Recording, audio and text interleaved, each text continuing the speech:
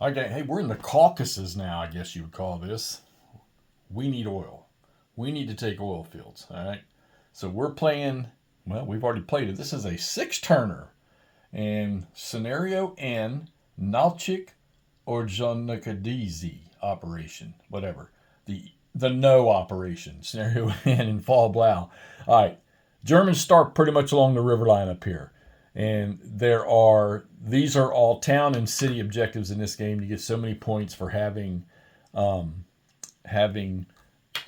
captured them with a traceable supply. And I haven't figured out the victory conditions here, but I'm pretty sure this one was a German victory. We'll figure it out together. That's what we'll do. All right. So anyhow, you've got this Ordzhonikidze. Then you got a town called Belsan. Then you got Nal'chik. Then you got Prokladini and Malakosh or something like that. Yeah. Get on, Mozdok. All right. So the Germans own Mozdok and this town right off the start. All right. And then so they need to take and hold four other ones. All right. And they've got to get, well, they got to get at least 5 victory points to win the game. So when I first looked at this, all of these guys, most of these guys right here haven't even moved. Matter of fact, he took a step loss. That was risky because you lose victory points if you lose one of these mechanized division pieces. But they never really did anything here. As a matter of fact, this guy just stayed put and he stayed in limited support all the time because the 3rd Panzer Corps headquarters there, he can only support 3 mechanized divisions. So there were 4 total on the map. Complete divisions, two regiments to each division. So that guy pretty much just stayed on the defense and stayed up there the whole time. The Germans start off with 2 support points, 2 support points, 2 support points, 2 support points, and 1 and 1. You can save support points from turn to turn. So if you only use 1, then you'll have 1 that you save for the next turn. So this, I'm assuming you're going to play the campaign game, it will allow you to build up if you're going to try to create a massive offensive or something, or a massive strike somewhere. But I did that for the first 3 turns because I didn't really need to activate this guy over here, all right, who eventually I did, and it helped a lot. So when I first looked at this, I thought to myself, well, man, I don't really have the punching power that the Germans or the Axis had in the earlier scenarios. But I did have a Panzer Division and a Motorized Division that was started right here they didn't have the strength chits on them, but they weren't labeled as being reduced. Where all the rest of these guys over here they were reduced by a step. All right, they're only, and I drew some crappy strength chits for those guys over there. I was like, well, they're not going to be part of this game. And then I didn't draw the best of strength chits for the clean Panzer Division and Motorized Division. But let me tell you something. The German infantry, the German 3-step infantry units that you draw, they can be pretty powerful, okay? And if you can keep them together, you can get like I say, 14s, 13s. I didn't draw any big massive ones. I think I drew an 11 for this guy right here. So that helped. This guy over here I think he had a decent one too, but they attacked that fortified zone, and that's what happened to this guy here. And then he took a step loss too. Matter of fact, they took 2. I rolled a freaking 0. All right. Anyhow, Germans, with the help from one of these Panzer regiments, from one of the Panzer Division, rolled over here. They took Nal'chik, and they've got more than enough force to deal with those. Now, here was my decision, my tactical decision. I decided to shoot down. By the way, this is mud, so movement is really, really bad. Okay, the whole game is mud and mountain snow. Didn't have to worry about the mountains.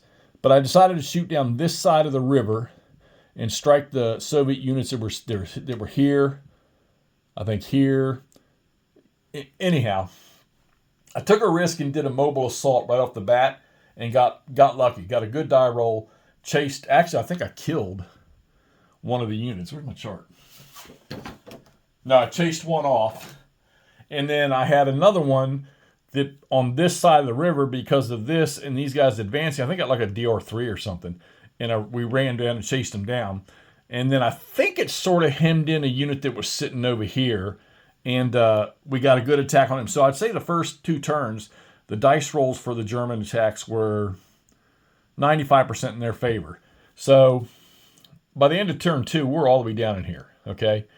And then turn 3, we're already driving because the Russians don't get reinforcements until the 5th turn of the game. Let's see, let me make sure.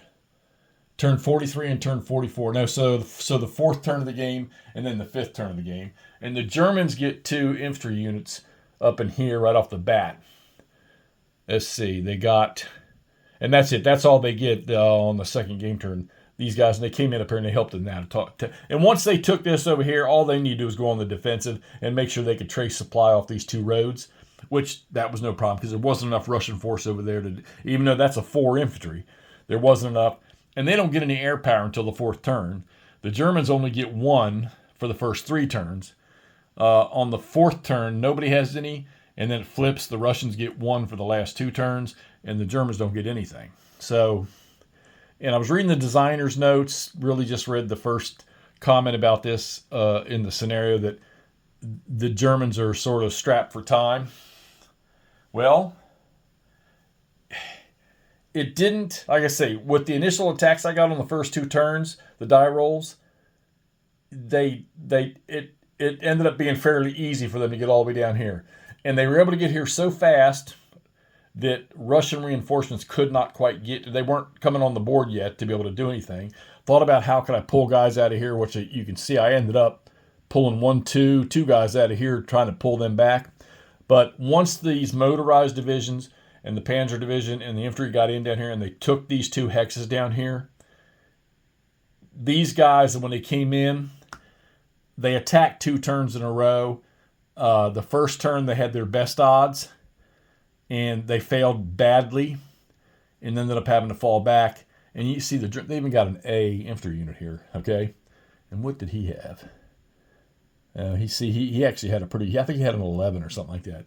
But I had to do 3 locations to attack, and you got to remember, if you attack anything that is exerting its own control into your attack hex, you've got to attack them.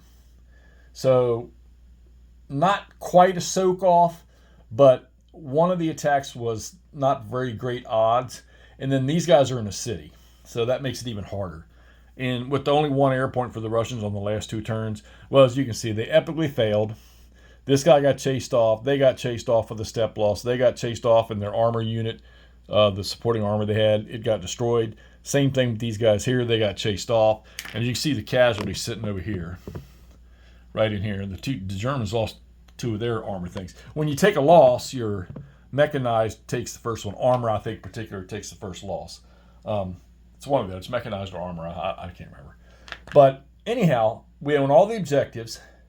We do have supply. All right, we do have a line of supply, okay?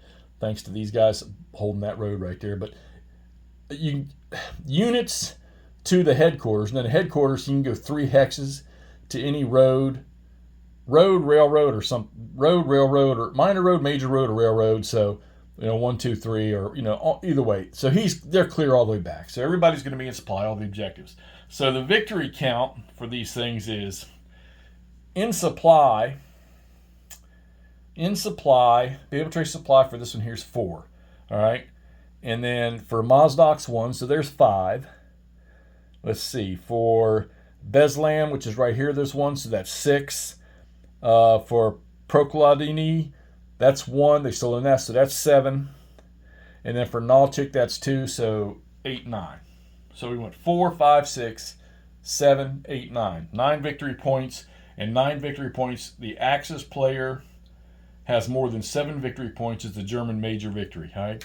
So the Germans are 3-1, and the next scenario is Operation Uranus, which is only a 3-turn one. So I guess that's where they decide to go around both sides of Stalingrad and head towards Kalach and cut the German 6th Army off in Stalingrad.